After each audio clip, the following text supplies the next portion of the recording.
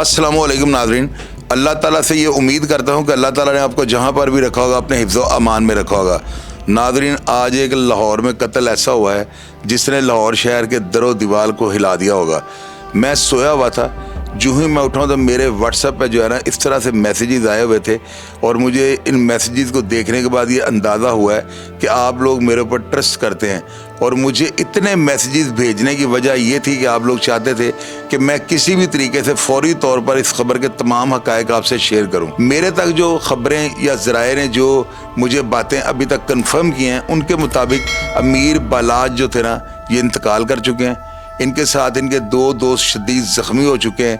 ये जो मर्डर की और ये जो कत्ल की भयानक वारदात है, ये किसी निजी हाउसिंग सोसाइटी के जो है ना, उसके अंदर किसी शादी के फंक्शन के दौरान जो है ना, ये सारा वाक़या रूनुमा होता है। सुनने में आया है कि एक शूटर जो है ना, भरे मजमे में जो शादी की तकरीब की सूरत में चल रहा था, वहाँ पर अपनी एंट्री देता है और साथ ही अंधाधुंध फायरिंग शुरू कर देता है। इस फायरिंग के नतीजे में अमीर बालाज, जो कि टीपू ट्रका वाला का लख्ते जिगर था, वो जानबर नहीं हो सकता और ज़ख्मी हालत में जब इन तीनों अफराद को हॉस्पिटल पहुँचाने की कोशिश की जाती है तो रास्ते में दम तोड़ जाता है। बाकी जो दो नौजवान हैं, इनको अस्पताल के अंदर तबी सहूलियात दी जा रही हैं। मौके पर जो है पुलिस की भारी नफरी पहुंच जाती है। पूरे शहर की जो पुलिस है ना, हॉस्पिटल पहुंच चुकी है और तमाम हालात का जायजा लिया जा रहा है। लोग ये बताते हैं कि इस पार्टी के अंदर अमीर बालाज के साथ जो है ना, पुलिस अफसरान जो थे उनकी भी शमूलियत थी और काफ़ी पुलिस के अफसरान जो हैं उस पार्टी की तकरीब में मौजूद थे। लेकिन इसके बावजूद शूटर का हमला कर देना एक सवालिया निशान है। चूँकि अमीर बालाज के साथ बहुत ज़्यादा सिक्योरिटी होती थी और जाहिर है कि अगर पुलिस अफसरान वहाँ पर होंगे तो पुलिस अफसरान की आज खुद से अपनी बहुत ज़्यादा सिक्योरिटी होती है।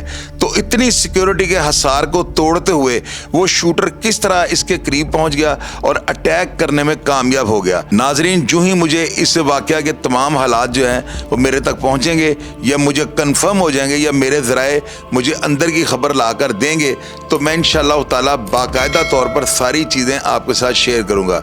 और अभी तो फिलहाल जितनी बात मेरे पास है मैं उतनी ही करूंगा। कहीं ये ना हो कि मेरी की हुई बात से अनारकी फैल जाए। आप लोग मेरे ऊपर ट्रस्ट करते हैं, एतमाद करते हैं और मैं नहीं चाहता कि मेरे मुंह से निकली हुई किसी बात के साथ जो है ना, ये चिंगारी फिर से भड़क जाए। जब तक हालात तो वाक़या सामने नहीं आते, मैं मज़ीद आपसे कोई बात नहीं करूँगा। अपना ढेर सारा ख्याल रखिएगा जी। पाकिस्तान जिंदाबाद।